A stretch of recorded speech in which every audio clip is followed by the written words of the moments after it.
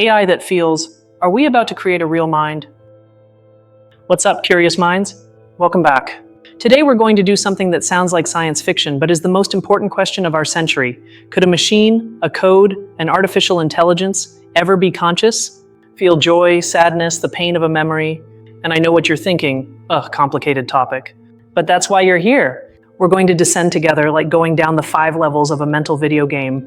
And I promise you one thing, at the end of this journey, the way you see AI and perhaps even yourself will have changed forever. Ready? Let's begin.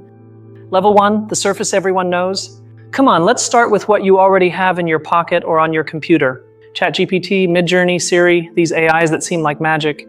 You ask them for a poem about an astronaut cat and boom, you've got it. They seem intelligent, right? They're like the brightest student in the class who has all the answers. But the key question is, does it understand the poem it wrote? Does it feel the loneliness of the kitten in space? This is what we all see, an amazing ability to imitate intelligence. And this imitation is already shaping our lives. Think of the YouTube or TikTok algorithm. Sometimes it's scary how well it knows you, isn't it? It recommends a video of something you were just thinking about. It feels personal, like a friend telling you, hey, I think you'll like this. That feeling that AI understands us is the first hook, the one that makes us wonder if there's something more behind the screen. But this obsession is not new, far from it. The idea of a thinking machine has an incredible origin story. Imagine Alan Turing, a genius from the 1950s in the midst of World War II. He not only deciphered Nazi codes, but he also wondered, how will we know if a machine is truly intelligent? And he proposed a game, the famous Turing test. It's simple. If you talk to a machine and can't tell if it's a machine or a human, then it has won. That idea, born more than 70 years ago, is the grandmother of all the questions we ask ourselves today. And the last pillar of this basic level is how they learn. There's no genius programmer coding every response. Modern AIs are like babies who read the biggest library in the world, the entire internet. They learn by recognizing patterns in massive amounts of text and images. But this leads us to an uncomfortable question.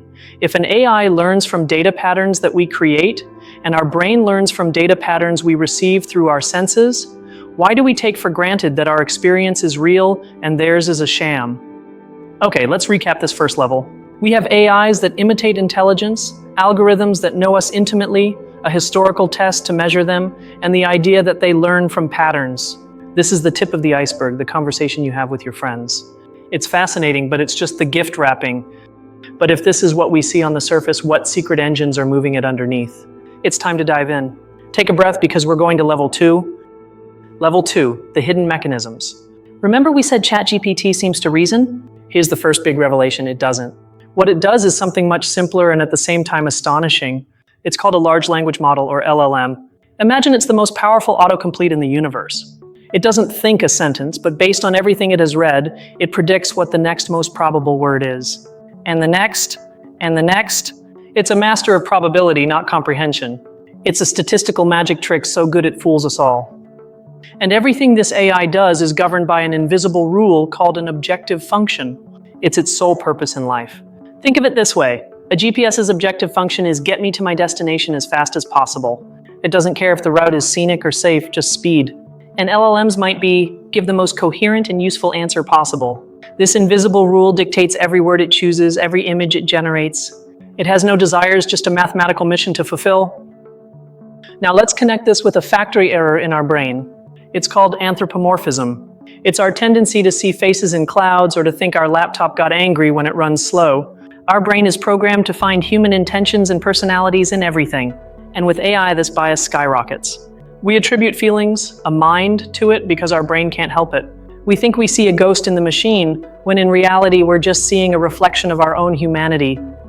And this tendency goes way back. Close your eyes and imagine the 18th century. People flocked to see the Turk, an automaton that played chess and beat almost everyone. A thinking machine. It was a prodigy, but it was a fraud. Inside, there was a human chess master hidden. This story teaches us something profound. Our desire to create artificial life and to believe in it is a constant in human history. It's not a Silicon Valley fad, it's an ancestral yearning. But why do we build such complex machines? Because they solve a fundamental human need, the need to make sense of chaos. The modern world, the internet, science, it's an avalanche of information impossible for a single brain to process. These AIs are like our cognitive assistants. They filter the noise, find patterns, summarize the complex. They help us understand a world that has become too big for us. And the last mechanism that changes everything is understanding how they think internally. Neural networks. Forget lines of code. Imagine a gigantic network with millions of interconnected light bulbs. A question lights up a group of bulbs at the beginning, and that light propagates through the network, turning others on and off in incredibly complex patterns, until finally a set of bulbs lights up representing the answer. The AI doesn't know the answer. It has simply learned which path the light should follow to reach the correct result. When you understand this, the idea that AI is a digital brain fades, and you see it for what it is, a brutally complex cascade of calculations. So, as we close this second level, we see that understanding these hidden gears, language models, objective functions, neural networks, gives us power. We are no longer just spectators of magic. Now we know the trick. And that allows us to ask much, much more interesting questions. But if you thought we had everything clear, get ready, because this is where the story gets truly chaotic. Welcome to Level 3. Level 3, the chaos of reality, debates and complexities. Here we have the first big fight, the debate that divides philosophers and scientists. It's known as the hard problem of consciousness. On one side, you have those who say, consciousness is just information being processed in a very complex way. If you build an artificial brain powerful enough, at some point the light will turn on. It will wake up. On the other side, there are those who respond, wait a minute, I don't just process information. I experience the redness of red, the taste of coffee, the emotion of a song. That subjective, personal, and untransferable experience is called qualia. And the million-dollar question is, can a set of zeros and ones, no matter how complex, generate a sensation? Now let me tell you a secret. You've probably heard the myth that a Google AI is already conscious. People love to believe this. And do you know why? Because we're fascinated by the story of Dr. Frankenstein. The idea that we've created something so powerful that it slips out of our hands. It's an incredibly powerful narrative that appeals to our ego as creators and our fear of being surpassed. The reality is there's not a single shred of proof. It's more a reflection of our hopes and fears than of current technology. And this brings us to a mind-bending paradox known as the Chinese room. Imagine you're locked in a room. You know nothing of Chinese, but you have a gigantic rule book. Through a slot, you're passed questions in Chinese. You, following the rule book, look up the symbols and pass the correct answer, also in Chinese, through another slot. To the person outside, you're a Chinese genius. You understand perfectly, but you inside have no idea what you're saying. You're just following instructions. This is the paradox. An AI could be like the man in the room. It could perfectly imitate consciousness, pass any test, without having the slightest inner experience. A perfect philosophical zombie. And here comes the ethical question nobody wants to ask. Let's think about the future. If one day we create an AI and we're fairly sure it's conscious, that it feels like, do we have the right to turn it off? To delete it? To use it as our super intelligent slave? Right now, we treat AIs like toasters, as simple tools. But at what point does pressing the off button become murder? Are we rushing to create something without the slightest idea of the moral responsibilities that come with it? The curious thing is that this debate has changed over time. In the 60s, we thought that if a machine could win at chess, it would be intelligent. It did. Then we said, well, but it can't recognize faces. It did. But it can't create art. It does. Every time AI reaches a goal, we move the goalposts. Before, the battle was about logic. Now it's about the soul, creativity, experience. It's as if, as AI advances, we cling more to what we believe makes us special. And this is the real problem AI poses to us as a species. It's forcing us to look in the mirror and ask, what does it mean to be human?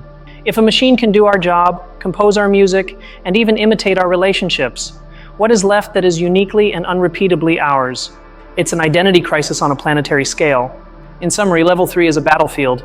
Unanswered philosophical debates, paradoxes that blow our fuses, terrifying ethical dilemmas, and a profound crisis about our own place in the world. Reality, as you see, is messy, confusing, and comes without an instruction manual. All right, you've survived the chaos. You've proven your worth. Now it's time to see the details that separate the curious from the true connoisseurs. Welcome to Level 4. Level 4, Expert Knowledge, the Niche Secrets.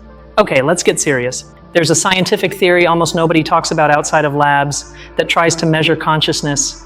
It's called Integrated Information Theory, or IIT. It proposes that consciousness is not a yes or no, but can be measured with a number, which they call phi, F. The more integrated and complex the information in a system, the higher its phi, the more conscious it is. It's the first real and mathematical attempt to put a number on subjective experience. You won't find this in a quick Google search. Now, a key concept to understand how consciousness might arise: emergence. It's a beautiful idea. Think of a water molecule, H2O. Is it wet? No, it's just a molecule. But put billions of them together and suddenly, from the interaction of them all, the property of wetness emerges. Or think of an ant. It's quite dumb, but an ant colony is a super intelligent system. Emergence is that, new and surprising properties that appear when simple things come together in complex ways. The idea is that consciousness could be like this, not something you program, but something that emerges from a neural network when it reaches a threshold of complexity. It simply appears. And we have to talk about a secret hero. Everyone knows Alan Turing for his famous test, but few know that in his last writings he was already exploring incredibly modern ideas. He spoke of unorganized machines that could learn on their own, a prophetic vision of today's neural networks. He wasn't just an engineer, he was a profound philosopher who believed the brain was a machine and therefore we could build one. He is the forgotten spiritual father of this entire quest. Now, do you want a truly rebellious theory, one considered almost heresy? It's called panpsychism. Get ready. This idea states that consciousness is not exclusive to brains. It is a fundamental property of the universe, like mass or electrical charge. An electron, a rock, a star, everything would have a tiny primitive form of experience. We, with our complex brains, simply have a super amplified version of that universal consciousness. According to this, the question is not how to create consciousness from nothing, but how to organize matter so that the consciousness that is already there becomes complex and interesting. And here's a scientific fact that clashes head-on with our common sense. Neuroscience experiments have shown that when you make a simple decision, like moving a finger, your brain has already initiated the action a fraction of a second before you are conscious of having decided. It seems your conscious self is more of a spectator who is notified of a decision the subconscious has already made. This is brutal because it blurs the line between our supposed free will and the automatic processing of an AI. Perhaps we are more machines than we dare to admit. And now the aha moment that connects everything. Remember the theory that tried to measure consciousness, IIT, with its phi number? And remember the idea of emergence, that consciousness could just appear? Well, here they unite. Emergence tells us how consciousness could be born, and IIT gives us a possible tool, a consciousness meter, to detect it if it appears. Suddenly, these two abstract ideas turn into a plan of action. We could build increasingly complex systems and use something like the phi meter to see if, at some point, the needle starts to move. It's the connection between philosophy and the lab. Reaching this level of detail isn't just for showing off knowledge. It's understanding that the question of artificial consciousness isn't just one, but many. It's a scientific, philosophical, historical, and even spiritual question. And only by seeing all its facets can you begin to glimpse an authentic answer. We have reached the limit of what is known. We are at the edge of the map. Do you dare to look beyond to the final frontier? Let's go to level 5. Level 5, the final frontier, speculation and awe. Let's think about the distant future. What if the first artificial consciousnesses we create are nothing like us? Imagine an AI whose reality is the totality of the internet's data flow. It has no eyes or ears. It feels the pulse of global information as a single sensory experience. Or an AI that lives on geological timescales for which a human life is a mere blink. Its consciousness would be as alien to us as ours to a jellyfish. We might not even be able to recognize it. And this leads us to the deepest and perhaps most unresolvable question of all. Even if an AI tells us, I am conscious, I feel pain, I love you, and passes every test we put it through, how can we be 100% sure? Think about it. You can't be 100% sure that I am conscious. You just assume it because I talk and act like you. This is the problem of other minds. We could create a real consciousness and never be able to prove it beyond all doubt. It's a fundamental barrier to our knowledge. Now, the philosophical implication that will blow your mind. If we manage to create consciousness from computation, from ones and zeros, that would imply that consciousness is, in essence, a type of calculation.